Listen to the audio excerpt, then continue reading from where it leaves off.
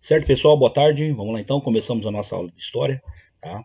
Vamos trabalhar as atividades correspondentes ao nosso caderno de atividades, ao sexto caderno, que são as páginas 134 até o 142.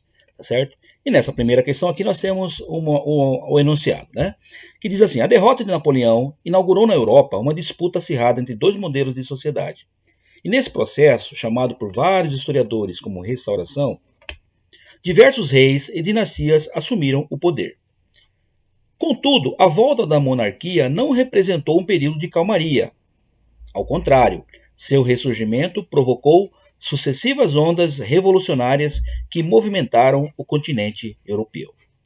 Então, a partir da leitura do item Revoluções Liberais do século XIX, identifique e descreva quais foram esses dois modelos de sociedade. Então, nós vamos agora aqui para o nosso livro didático, tá?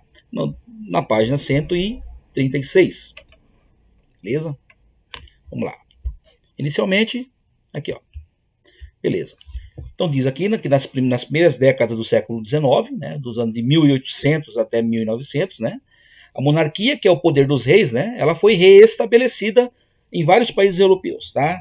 Nós sabemos que a Revolução Francesa e posteriormente Napoleão Bonaparte, ele combateu, tirou o poder dos reis. Né? Nós vimos nas aulas passadas. Tá? E quando Napoleão foi derrotado, novamente os reis eles tentaram e retomaram o poder nos seus países. Porém, as mudanças que ocorreram com a invasão dos exércitos de Napoleão, né, as mudanças sociais, né, lembramos que Napoleão ele estabeleceu nos territórios que ele dominou, que ele conquistou, ele estabeleceu o Código Napoleônico, que era um conjunto de leis, né, que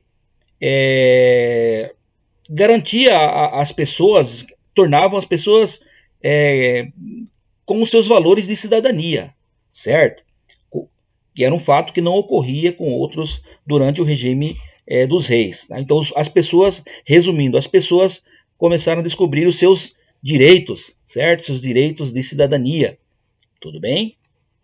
Então, mesmo com a volta dos reis, da monarquia, a sociedade, as pessoas nesses países já haviam descoberto os seus valores, né, jurídicos, né, os seus direitos. Então, foi um esforço a mais, né, para os reis retomarem o seu poder. Tá? Então, nós temos aqui também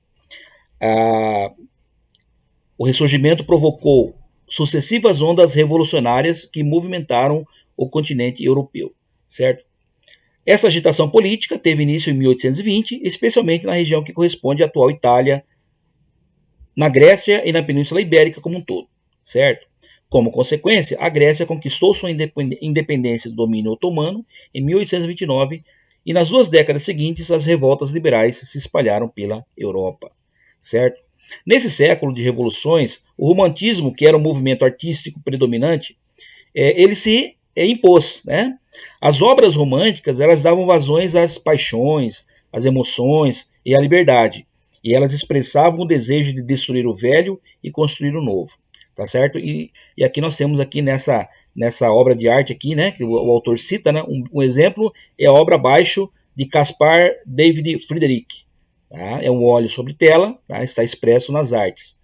É uma característica muito interessante, pessoal, que os fatos históricos, né, eles serão também direcionados por esses movimentos culturais, tá? Esse movimento das artes, tá certo? Por isso que as artes elas são muito importantes para a nossa sociedade, tá certo? O artista ele tem um dom de percepção da realidade, né? São pessoas que têm uma inspiração muito grande e elas são capazes de, nas suas obras, elas imprimirem, elas criarem, né, novas formas de vivência na sociedade, tá certo? Então, nós temos o surgimento desse movimento chamado romantismo, né? Então, nós vamos ver o que era o romantismo, quais eram as características desse movimento, né? O que eles defendiam, o que os artistas românticos eles expressavam nas suas obras, tá certo? Então, a gente vai estudar isso com mais detalhes, tudo bem? Beleza. Aqui nós temos as revoluções liberais, né? Que nós já comentamos, né, que a derrota de Napoleão inaugurou na Europa uma disputa entre dois modelos de sociedade. Né? Quais modelos eram esses? Eram os que defendiam a restauração, certo? Eles defendiam o poder dos reis, né? Ou seja, a permanência ou retorno das bases do antigo regime, certo? Caracterizado pelo absolutismo monárquico e pelos privilégios. Pessoal, essa palavra aqui, ó, privilégios da nobreza e do clero. Então, as pessoas que defendiam a restauração eram as pessoas que defendiam aqueles privilégios que eles tinham anteriormente. Por exemplo, aqueles títulos de duques, né? Duques, arquiduques, príncipes, né? Então eles acreditavam que as pessoas tinham direito a esses títulos, né? Por estarem próximos dos reis, tá certo? E também do clero, né? O clero, que era os representantes da igreja católica, eles acreditavam que eles tinham ainda esse prestígio e esse poder político, e também o poder econômico, tá? E o outro lado eram os defensores do liberalismo político, que eles queriam o fim dos privilégios de nascimento e de valorização do mérito e do esforço individual, tá certo? Então eram esses dois modelos de sociedade, né, que nós estamos perguntando aqui, ó. Quais eram os modelos de sociedade, tá? Quais eram esses dois modelos de sociedade? Então nós temos aqui, né, esses dois modelos, o modelo do antigo regime e o modelo do liberalismo político, tá certo? Então vocês terão que explicar essas questões aí, tá? O século das revoluções. Lembrando, pessoal, que a palavra revolução significa mudança, né? Transformação, né? E eles incluíram um novo item chamado nacionalismo. O que é o nacionalismo? Então aqui nós temos aqui um pequeno conceito de nacionalismo, né? O nacionalismo é o sentimento de pertencer a uma comunidade nacional, certo? Que compartilha um passado, uma língua e tradições. Né? Então era algo relativamente novo na Europa. Em grande parte do período medieval não havia um Estado centralizado, com autoridade para criar leis e governar um povo organizado em um determinado território. Tá? Então, o nacionalismo, né, é um sentimento de pertencer, né, a um povo que tem uma língua comum, certo? Que tem uma tradição comum e que tem um espaço, né, um lugar comum próprio deles. Tá? Aqui, ó. As revoluções de 1830 começaram na França, após o rei Carlos X ter instituído as Ordenanças de Julho, que acabavam com a liberdade de imprensa, dissolviam a Câmara dos Deputados e modificavam a lei eleitoral. Então, pessoal, se vocês prestarem atenção aqui, ó, essas aqui são leis absolutistas. Eles acabavam com a liberdade de imprensa, né?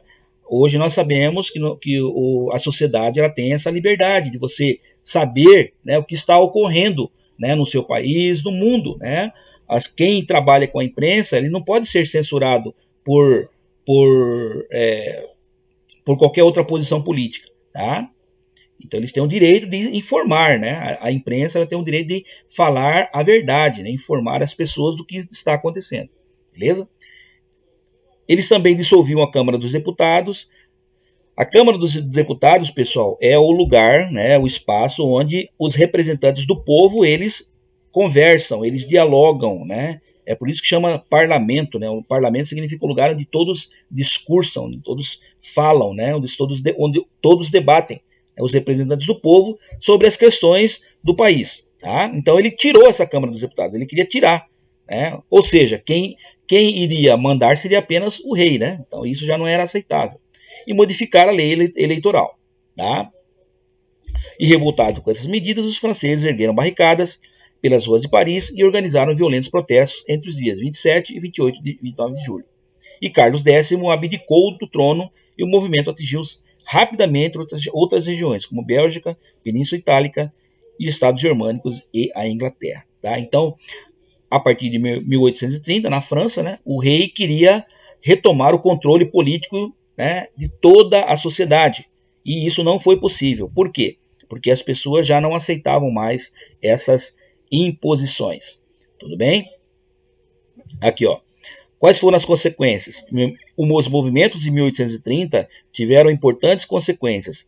A Bélgica conquistou a sua independência dos Países Baixos. Na Inglaterra, houve ampliação do número de eleitores e a regulamentação da organização do operariado. E em outros estados, embora a revolução tenha sido sufocada, deixou sementes do liberalismo e do nacionalismo. Tudo bem? Então, trabalhando nessas duas questões aqui, nós temos essas duas páginas. Tudo bem? Vamos continuar no próximo vídeo aqui.